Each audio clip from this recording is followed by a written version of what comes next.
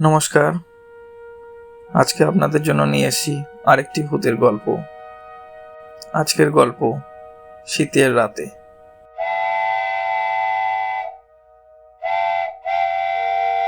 ট্রেনটি যখন সালারডি স্টেশনে থামল, সন্ধে তখন প্রায় 6টা। একই শীতকাল, তাই সূর্যিমামা অনেক আগেই ডুব দিয়েছে পশ্চিমে। আদো ছায়া ছায়া নুড়ি বিছানো প্ল্যাটফর্মটিকে বেশ লাগছিল। এখানে গাড়ি বেশিক্ষণ দাঁড়ায় না। ট্রেন থেকে নামলাম, হাতে একটা সুটকেস নিয়ে এগিয়ে গেলাম স্টেশন মাস্টারের ঘরের দিকে। প্ল্যাটফর্মে লোকজন নেই। যে 2-4 জন যাত্রী নামলো তাদের আর দেখতে পেলাম না। হয়তো তারা কাছাকাছি থাকে, তাই লাইন টপকে বাড়ির দিকে পা বাড়িয়েছে। স্টেশন মাস্টারকে পেলাম না। বুকিং কাউন্টারে একজন বসে, সেও ডিউটি শেষ হওয়ার অপেক্ষায়। একটু দূরে একজন কুলি বসে চাদর মুড়ি দিয়ে। আমি বুকিং কাউন্টারের ভদ্রলোকটিকে জিজ্ঞেস করলাম, এখন কোন বাস পাওয়া যাবে সাঁওতালহাটি যাওয়ার? ভদ্রলোকটি আমার মুখের দিকে চেয়ে বললেন, না, তবে কারখানার কোনো গাড়ি যদি এসে যায় তবে হয়তো যেতে পারবে। আমি আর কথা না বলে দাঁড়িয়ে রইলাম। ভদ্রলোক আমার ওইভাবে দাঁড়িয়ে থাকা দেখে বললেন, তবে পাশে দেখুন, একটা যাত্রীদের ঘর আছে, নামমাত্র ওয়েটিং রুম। খুব একটা প্রয়োজন হয় না বলে ওটা সংস্কার হয় না মশাই, ধুলোয় ভরা। আমি জিজ্ঞেস করলাম, রাতে কি স্টেশন ফাঁকাই পড়ে থাকে? তা কেন, পুলি থাকবে, স্টেশন মাস্টার থাকবেন। তেমন প্রয়োজন হলে মাস্টার মশাইকে বলে কাউকে পাঠিয়ে চাটা আনিয়ে নিতে পারবে। চায়ের নামটা শুনেই খুশি হলাম। তা আপনার ডিউটি কখন শেষ হবে? 8টায়। আমি আর দাঁড়ালাম না, সোজা ঘুপচি ওয়েটিং রুমটায় গিয়ে ঢুকলাম। পকেটে রুমাল নেড়ে ধুলো উড়িয়ে বসলাম। ক্রমে সন্ধ্যা নেমে এলো। বুকিং কাউন্টারটা অন্ধকার। একমাত্র স্টেশন মাস্টারের ঘরেই হারিকেনের আলো জ্বলছে। বুঝলাম রাতে পরের স্টেশন মাস্টার আসবেন। কুলিরা কাছে পিঠে কেউ নেই। জমজমাট কুয়াশা নেমে এলো স্টেশনকে গ্রাস করতে। আমি একা বসে ওয়েটিং, সঙ্গে কেউ নেই যে 2-4টে কথা বলবো। সিগারেট বের করে দেশলাই জ্বালালাম। ধোঁয়া ছাড়তে ছাড়তে নানা রকম কথা ভাবতে লাগলাম। কি দুর্ভোগ, ট্রেনটা আসতে দেরি হলো বলে এত ঝঞ্ঝাট। যাক, আর ভেবে কি লাভ। বাইরে থেকে ঠান্ডা হাওয়া ভেতরে ঢুকলো। এখন বেশ শীত করছিল। সুটকেস খুলে একটা চাদর বের করতে যাব এমন সময় কে যেন বলে উঠল, কি ঠান্ডা বলুন, তা মশাইয়ের কি কলকাতা থেকে আগমন? চমকে উঠলাম আমি। কেউ ছিল না, অথচ এই কণ্ঠস্বর কার? পাশে তো কেউ ছিল না। সত্যি আমি ছাড়া তো কেউ ছিল না এখানে। তবে কি মনের ভুল? ভাবতে পারছি না।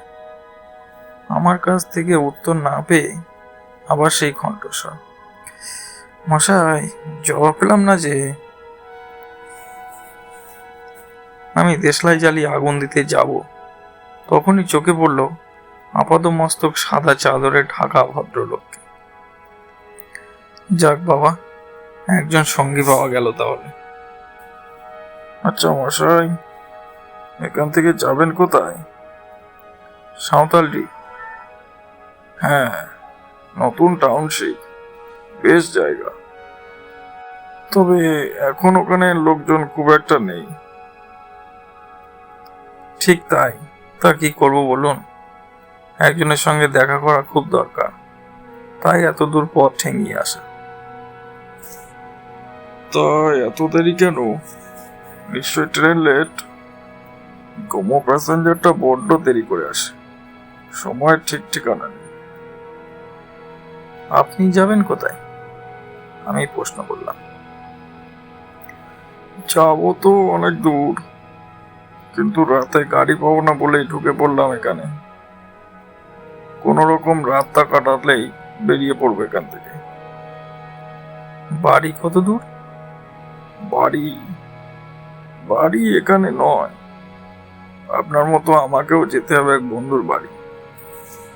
বন্ধুর অসুস্থতার খবর পেয়েছি যখন, তখন না এসে থাকা যায়? সত্যি তো, মানবিকতা বলে একটা কথা আছে তো। আজকাল তো মশাই এ শব্দটা বেমানান। এখন যার যা তার তা, আন্তরিকতাটা ক্রমে উঠে যাচ্ছে।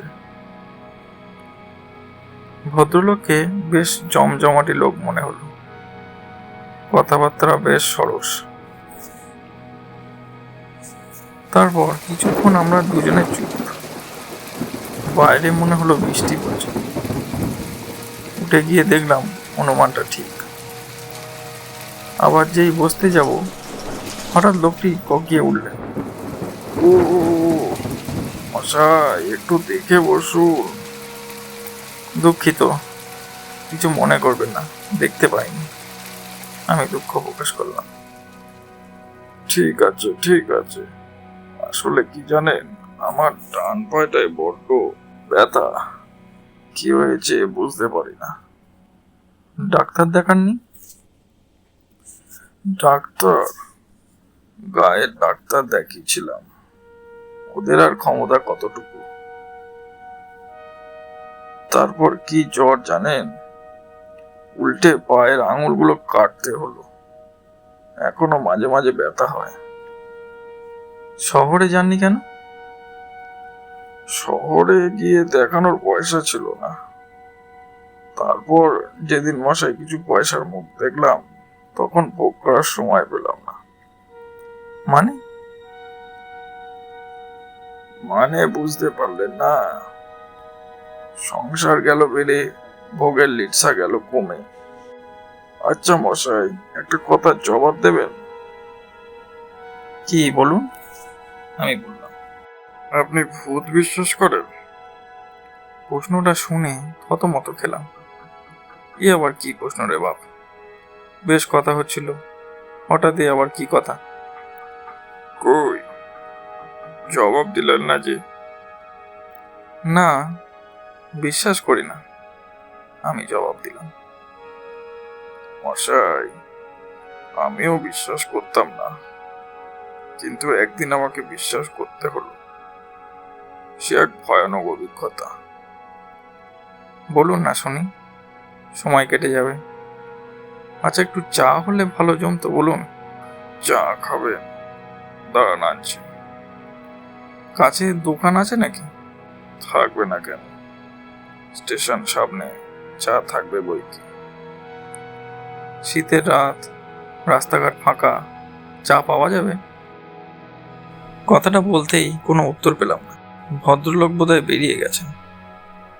কি আর করা যাবে, চুপচাপ বসে রইলাম। এত তাড়াতাড়ি চা পাবো ভাবতেই পারলাম না। কোথা থেকে চা নিয়ে এলো কে জানে। চা নিয়ে কথা বাড়ালাম না। শীতের রাতে গরম চা খেতে মন্দ লাগলো না। আমি স্তব্ধতা ভেঙে বললাম, কই, ভূতের ব্যাপারটা কি হলো? শুনবেন সেই অভিজ্ঞতার কথা? শুনবো। একটা সিগারেটই। সত্যি মশাই, ঠান্ডায় এই একটা জিনিসই টানতে বেশ ভালো লাগে। আমি সিগারেট দিলাম।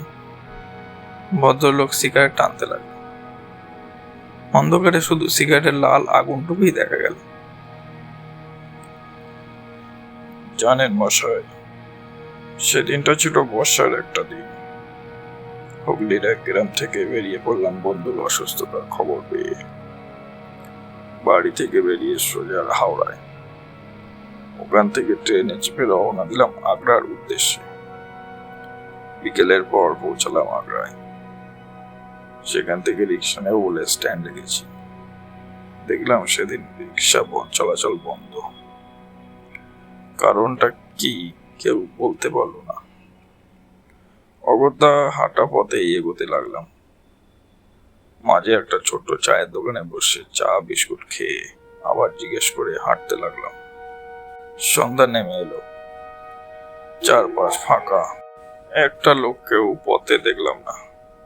যাচ্ছি তো যাচ্ছি, অন্ধকার ছেয়ে ফেললো মেঠো পথটাকে। হঠাৎ দেখলাম সামনে দিয়ে একটা লোক হনন করে হেঁটে যাচ্ছে। আমি তাকে ডেকে বললাম আমার গন্তব্যস্থান। লোকটি বলল, আসুন আমার সঙ্গে। তবে মশাই, আমি কিন্তু যাব না আপনার সঙ্গে, কারণ আপনার পথ একদিকে আর আমার পথ অন্যদিকে। তে রাস্তার মোড়ে একটা বটগাছ আছে, ওটাই নিশানা। বটগাছের কাছে আসতেই লোকটা আমাকে ছেড়ে চলে গেল, আর একটা কথা বলে গেল, পথটা ভালো নয়, সাবধানে যাবেন। আমি বলতে যাব, দেখি লোকটা নিমিষে অনেকটা পথ এগিয়ে গেছে। আমার গাটা ছমছম করতে লাগলো, একরকম জেদ চেপে গেল, যে করেই হোক পৌঁছাতেই হবে। যাচ্ছি তো যাচ্ছি, চারিদিকে অন্ধকারের মাঝে দেখতে পেলাম একটা বাড়ি। কাছে যেতেই দেখি ঠিকানা ঠিক। যাক, তাহলে ঠিক জায়গাতেই এসেছি। দরজায় ধাক্কা দিতে যাব, এমন সময় কে যেন ভেতর থেকে বলল, আসুন, দরজা খোলা আছে। ভেতরে ঢুকলাম। একজন মহিলা বললেন, বসুন। একটা মোড়াতে বসলাম। মহিলাটি চলে গেলেন। বন্ধু কোথায় তবে ভাবছি, এমন সময় দেখি এক বয়স্ক ভদ্রলোক এসে দাঁড়ালেন আমার সামনে। আমি তার দিকে চেয়ে দেখলাম, গালের হাড়গুলো স্পষ্ট, চোখগুলো কালো করতে জল জল করছে। আমি জিজ্ঞাসা করলাম, আচ্ছা, নিতাই কেমন আছে? ভদ্রলোক মুচকি এসে জবাব দিলেন, একটু ভালো। তোমার নাম কি ললিত? হ্যাঁ। নিতাই কোন ঘরে আছে? ওর কথা বলো না, একটু সুস্থ হয়েছে কি অমনি বেরিয়ে পড়েছে। কোথায় গেছে? আজ হয়তো ফিরবে না, তবে কাল সকালেই ফিরবে। তোমার কোনো কষ্ট হবে না, খেয়ে দিয়ে শুয়ে পড়বে, সকালেই দেখতে পাবে নিতাইকে। ভদ্রলোকের কি পরিচয় এখনো জানতেই পারলাম না, হয়তো নিতাইয়ের কেউ হবে। আমি আর সেটা জিজ্ঞাসা করলাম না। রাতের খাবার দিতে এসেছিল মহিলাটি। খেয়ে দিয়ে শুয়ে পড়লাম। কখন যে ঘুমে ঢলে পড়লাম বুঝতেই পারলাম না। মাঝরাতে ঘুম ভেঙে যেতেই দেখলাম জানলা দিয়ে বৃষ্টির ঝাপটা আসছিল। উঠে জানলাটা বন্ধ করতেই দেখি চাদর মুড়ি দিয়ে কি যেন দাঁড়িয়ে। বেশ ভয় পেলাম। চেঁচিয়ে বললাম, কে কে ওখানে? আমি নিতাই রে, ললিত। তুই? শুনলাম তুই সকালে ফিরবি। দূর বোকা, তুই এসছিস, তখন আর না এসে থাকতে পারি? তাই এখানে যখন এসছিস থেকে যা কটা দিন। না রে, তুই যখন একটু ভালো হয়েছিস ভাবছি কালকেই ফিরে যাব। কিন্তু ললিত, আমি তোকে ছাড়লে কি হবে? এরা তোকে ছাড়বে না। খারাপ জায়গায় এসেছিস, আমার আর সেই শক্তি নেই যে তোকে এখান থেকে বেরিয়ে যেতে বলবো। কেন, তুই কি তবে? নিতাই লম্বা হতে লাগলো, এত লম্বা হতে লাগলো যে ঘরের ছাদ পড়ে বেরিয়ে ওর মাথা। আমি ছুটে পালাতে যাব, দেখি বয়স্ক লোকটা আমার সেই মহিলা দাঁড়িয়ে। ঘরের মধ্যে গরম হাওয়া দম বন্ধ হয়ে আসছিল। চেঁচিয়ে বললাম, ছেড়ে দে, ছেড়ে দে নিতাই, আমাকে বিপদে ফেললে তোর কি লাভ? নিতাই নেই ঘরে। দুটো ছায়ামূর্তি আমাকে চাপটে ধরল যেন অজগরের পেঁয়াজ। দম নিতে পারছিলাম না। তারপর তারপর তারপর কি? আমি প্রশ্ন করলাম। কোনো উত্তর নেই। দেশলাই জেলে দেখি কেউ নেই। শীতের রাতে গায়ে ঘাম জমল। নিমেষে কর্পূরের মতো উড়ে গেল আমার সঙ্গীটি। ছুটে বেরিয়ে গেলাম। একজন কুলিকে কাছে পেলাম, সেও আমল দিল না আমাকে। আবার ছুটে গেলাম স্টেশন মাস্টারের ঘরে। সেখানেও কেউ নেই, লণ্ঠন জ্বলছে। এ কি ঘটল? প্ল্যাটফর্মে চলে এলাম। দেখি এখানেও রেল লাইন নেই। পিছন ফিরে দেখলাম শুধু ফাঁকা জায়গা। প্রাণ ভয়ে দৌড়তে লাগলাম। কতক্ষণ দৌড়েছি জানি না। সকাল হতে দেখলাম আমি কলকাতার বাড়িতে।